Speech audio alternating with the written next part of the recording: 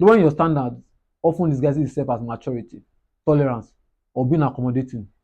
These traits look noble on the surface, but when misused, they become smokescreens, silently stealing your future peace and potential. With small acts of complacency, quiet compromises, we begin to excuse what should be addressed and accept what should be challenged, especially in how others treat us, the opportunities we pursue, the roles we take on, and relationships we maintain. We convince ourselves that endurance equals growth and silence equals wisdom. Standards drop easier than they can be raised. Lowering them requires no courage, only comfort. Raising them demands clarity, discomfort, and the willingness to protect what matters most. In business and career, this shows up clearly. Settling for substandard projects, accepting roles below your capacity, compromising your quality of work, or ignoring your own level of excellence. Each time you do, you quietly set the ceiling for what you believe you deserve. Over time, that ceiling becomes the reality others expect from you and the limits you silently accept for yourself. Upholding high standards doesn't mean never bending. It doesn't mean letting ego or pride masquerade as principle. The key is intentionality. Ask yourself, am I bending because it serves growth or harmony? Or am I bending because I fear confrontation? Am I resisting because of principle or am I resisting because of pride? Check the motivation. Ego driven resistance often comes with defensiveness and a sense of I must be right. Standard driven firmness feels calm, purposeful, focused on long term values rather than short term appearances. Bend selectively.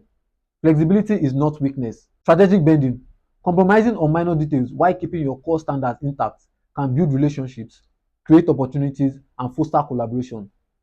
Non negotiables remain non negotiables. These are your boundaries that define your quality, your peace, and your self respect. Communicate with clarity. You can state boundaries firmly without arrogance. You can say, I can adapt in this area, but here's what I cannot compromise. I'm willing to adjust this, but I maintain these standards because they define my work and integrity. Separate pride from principle. Pride wants to be right, pride wants to be seen, and pride wants to always protect your image. But principle protects your value, your peace, and your growth.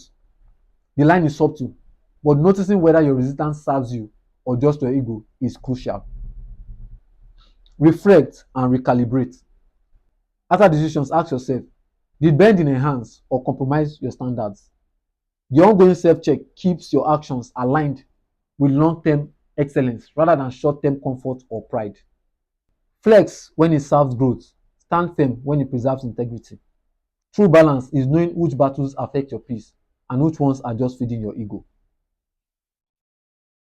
Upholding respect in interpersonal relationships work on the same principles.